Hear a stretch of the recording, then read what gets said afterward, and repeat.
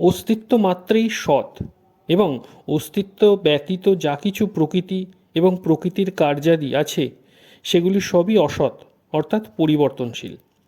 যে মহাপুরুষগণ সৎ এবং অসৎ উভয় তত্ত্ব তো জেনেছেন এবং যাদের সর্বভূতে আত্মভাব হয়েছে, তাদের দৃষ্টিতে অসতের কোনো অস্তিত্ব নেই এবং সতের কোনো অভাব নেই, অর্থাৎ অস্তিত্ব ব্যতীত কোনো কিছুই নেই।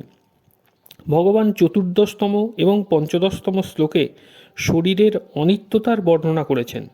সেই কথাটি এই স্থানে নাস্ত বিদ্যতে ভাব পদটির দ্বারা বলা হয়েছে এবং দ্বাদশ ও ত্রয়োদশ শ্লোকে শরীরীর অনিত্যতার বর্ণনা করেছেন, সেটি এখানে না ভাব বিদ্যতে শত পদের দ্বারা বলা হয়েছে।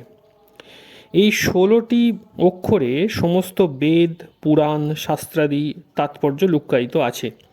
অসৎ এবং সৎ এই দুটিকেই প্রকৃতি এবং পুরুষ, ক্ষর এবং অক্ষর, শরীর এবং শরীরী, অনিত্য এবং নিত্য, বিনাশশীল এবং অবিনাশী ইত্যাদি বিভিন্ন নামে অভিহিত করা হয়েছে।